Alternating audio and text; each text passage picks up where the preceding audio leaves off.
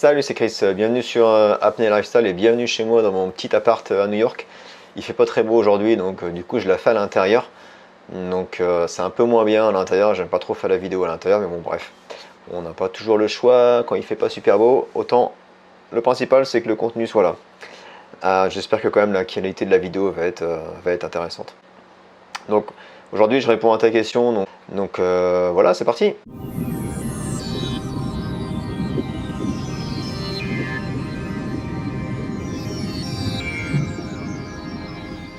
Donc question de Dimitri qui me pose des questions sur l'alimentation. Alors Dimitri, j'ai déjà fait une vidéo sur le sujet, dans une vidéo questions-réponses, donc je te mets le lien juste là, tu peux aller voir la vidéo, et je parle de l'alimentation pour l'apnée. Donc je t'invite à aller voir cette vidéo, et j'espère que tu trouveras tes réponses dans cette vidéo. Mais merci Dimitri pour ta question. Question de Jérémy de Bretagne, BZH. Merci Jérémy pour ta question. La Bretagne, ça vous gagne. Moi je rentre en Bretagne dans une semaine, donc je vais passer un peu de temps sur Rennes et Saint-Malo, donc ça va être cool. Donc Dimitri a de très longues questions, donc je vais les partager. Il y a 3 différentes questions, donc je vais partager les questions en 3. Je vais répondre à chaque question une par une. Donc salut Christophe, je voulais savoir si je me fais une séance d'apnée sur mon canapé par exemple.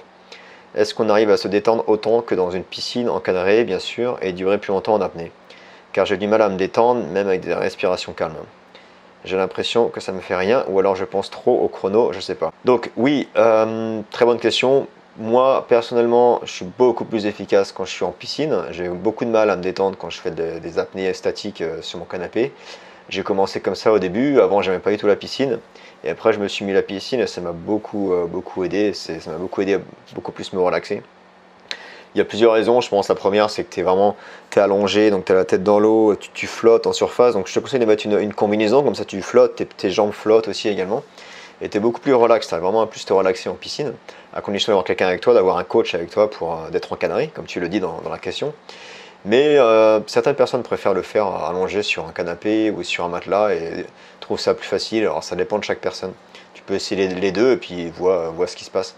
Un truc qui est bien, si tu fais du statique, peut-être c'est le faire sans masque, ou peut-être juste qu'avec des lunettes de plongée, si tu n'aimes pas trop avoir de l'eau dans les yeux, parce qu'ici tu as des capteurs ici autour des yeux, et ça va enclencher la bradycardie. Et donc la bradycardie, c'est ton cœur qui commence à ralentir. Donc quand tu as de l'eau froide, plus froide que la température de ton corps, en dessous de 30 degrés à peu près, du coup ça va t'aider à te relaxer plus et ça va t'aider à ralentir ton cœur et du coup à consommer moins d'oxygène. Donc c'est pour ça que ça peut être vraiment pas mal de le faire plutôt en piscine si tu as la possibilité de le faire. Et puis si tu te sens plus relax dans une piscine, bah, fais-le en piscine. Sinon entraîne-toi en tous les cas à sec, ce sera toujours un très bon entraînement et il va falloir vraiment que tu te focalises sur la relaxation. Deuxième question de Jérémy, j'ai mes contractions qui arrivent à 1 minute, 1 minute 20 après quelques essais de chauffe.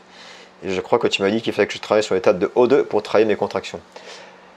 Donc non, pas l'étape de O2, l'étape de CO2. L'étape de CO2, ça va t'entraîner à mieux gérer ces contractions, à mieux gérer cette envie de respirer et à augmenter ta tolérance au CO2. Okay, donc pour t'entraîner à cette envie de respirer, ce sont l'étape de CO2. L'étape de O2, ça va t'aider à augmenter ton apnée, augmenter ton max. Okay, donc je te conseille plutôt de faire l'étape de CO2. Penses-tu que courir et faire beaucoup de cardio augmenterait mes apnées car je reprends le sport et surtout de la corde à sauter? Alors ça c'est une question assez intéressante, oui et non. On a souvent ce débat là entre instructeurs ou entre personnes qui s'entraînent. Dans le sens où oui, en faisant du cardio, tu vas permettre à ton cœur d'être plus sain et du coup de battre plus lentement et de consommer moins d'oxygène. Mais quand tu fais beaucoup de cardio, par exemple de la course ou du vélo, ou peut-être de la corde à sauter, peut-être moins, tu travailles beaucoup sur les muscles et du coup tu vas développer tes muscles et tes muscles vont consommer de plus en plus d'oxygène. Donc dans un sens, quand tu veux faire tes apnées, tu veux consommer moins d'oxygène. Mais ton muscle est entraîné à consommer plus d'oxygène pour s'alimenter, pour courir ou faire du vélo. Donc c'est trop une balance. Je pense que beaucoup de gens, ce qu'ils font, c'est qu'ils ont une préparation cardio. Par exemple, s'ils vont s'entraîner pour une compétition, les quelques mois avant, ils vont faire beaucoup de cardio, puis l'entraînement physique, la musculation, etc. Et après, quelques mois avant la compétition, 1 ou 2 mois avant la compétition, ils vont plutôt se concentrer sur la technique en piscine, en mer, la compensation, la technique de monopalme, la visualisation, les étirements, etc. Donc après à toi de voir, mais dans tous les cas, tout dépend de ton niveau, mais dans tous les cas, le cardio, ça fera toujours du bien, c'est toujours sain pour toi. Donc si tu aimes ça, fais-en et ça fait toujours du bien de transpirer et de se déchaîner un peu sur du cardio. Moi j'aime beaucoup courir, donc je sais que je cours moins maintenant, mais avant je courais beaucoup. Et c'est vraiment c'est un très bon entraînement, pas de problème. Merci encore Christophe pour tes vidéos et les conseils, super, pas beaucoup de monde en parler. Penses-tu revenir en Bretagne et faire un jour des stages en Bretagne? Je rentre en Bretagne la semaine prochaine, je serai sur Rennes et sur Saint-Malo principalement et une semaine sur Paris. D'ailleurs, s'il y a des gens qui m'écoutent et qui sont sur Rennes ou Saint-Malo, envoyez-moi un petit message, on pourra peut-être se faire un petit apéro ou un petit café tous ensemble, ce serait avec grand plaisir sur Rennes ou sur Saint-Malo. Pour l'instant, j'ai pas prévu de rôter en France, mais qui sait, ça pourra peut-être venir, c'est quelque chose que j'ai dans le coin de ma tête, donc je réfléchis à tout ça, peut-être rentrer en France pour refaire un travail dans mon ancien domaine, l'informatique, et continuer également à faire de l'apnée et à faire ce genre de vidéos. Donc voilà, à bientôt peut-être Jérémy dans le coin, en Bretagne. Question de Jean-François, bonjour Christophe, une petite question concernant les oxymètres. J'ai découvert les existences de ces petits appareils qui mesurent une fois fixés sur le bout du doigt le taux de saturation en oxygène dans le sang ainsi que le rythme cardiaque. Je me demandais si ce type d'appareil pouvait être utile pour mieux comprendre ce qui se produit dans notre corps lors d'une apnée, à sec, car je n'ai pas vu d'oxymètre étanche. Par exemple, à sec, pourrait-on voir l'apparition du diving reflex, bradycardie, si le rythme cardiaque diminue, et ou constriction périphérique si la mesure s'arrête par manque de sang dans le bout du doigt? Pourrait-on voir anticiper le risque de syncope par manque d'oxygène? Y a-t-il un seuil de saturation en oxygène en dessous duquel il y a risque de syncope? Merci pour ta réponse, encore merci pour le partage de tes connaissances, Jean-François de Haute-Corrèze. Alors oui, Jean-François, bonne question. Oxymètre de pouls, super intéressant. Si tu en as un, tu peux t'amuser vraiment avec. La pulsation de ton cœur commence à descendre et donc du coup, tu commences à consommer moins d'oxygène. Donc tu vas le voir ça au niveau sur l'oxymètre de pouls. Et comme tu dis également, il y a la vasoconstriction des périphériques. Donc du coup, tu peux utiliser l'oxymètre, donc la vasoconstriction des périphériques. Du coup, tu vas avoir moins de sang et moins d'oxygène au niveau des doigts. Donc du coup, c'est pour ça que tu peux utiliser cet oxymètre de pouls pour voir un peu où tu en es dans ton apnée au niveau de la saturation, mais prends pas ça en compte à 100%, okay, parce que c'est pas à 100% précis à cause de cette vasoconstriction des périphériques. Donc tu peux l'utiliser pour ton entraînement, pour voir un peu dans ton apnée où tu en es, etc. Mais ne l'utilise pas vraiment pour faire des max ou autre, tu vois, c'est vraiment plus pour donner une petite idée. Et puis pour t'amuser un peu aussi, voir un peu comment ça fonctionne tout ça, parce que c'est pas 100% précis. Et je suis pas sûr qu'il y ait des oxymètres étanches, et dans tous les cas, même si on avait, je conseille vraiment pas d'utiliser ça en mer ou en piscine. Il faut vraiment se concentrer plutôt sur ta relaxation, sur tes sensations, et en fonction de ça, tu arrêtes ton apnée. Okay, ne pas tenir compte d'un appareil pour savoir où tu en es, parce que ça peut être différent tous les jours. Et puis c'est pas assez précis. Question de Mounir. Bonsoir Christophe. Tout d'abord je te félicite pour tes vidéos, bravo, merci Mounir. Je pratique l'apnée depuis 3 ans et je stagne à 35 mètres. Que me conseillerais-tu comme exercice préventif de l'œdème pulmonaire? Comment se comporter en profondeur et à la remontée? Je te remercie par avance. Alors, ça c'est une question assez sensible et très importante. Je ne vais pas pouvoir donner trop d'informations là-dessus, c'est vraiment en fonction de chaque personne. Mais déjà, ce que je peux te dire, c'est donc l'œdème pulmonaire ou le squeeze. En effet, c'est très important à prendre en compte. Tu peux te blesser, tu peux vraiment te faire mal, ça peut être vraiment très dangereux. Donc vraiment à progresser très doucement en profondeur. Si tu es déjà à 35 mètres, c'est déjà top. Si tu stagnes à 35 mètres, l'idée c'est de continuer à travailler sur les 35 mètres, ou voire un peu moins. Et vraiment te focaliser sur ta relaxation, te focaliser sur la bonne position de ton corps, vraiment avoir les épaules peut-être un peu plus rentrées, le menton un peu rentré aussi pour protéger la cage thoracique, et puis continuer à travailler sur la profondeur sans pousser.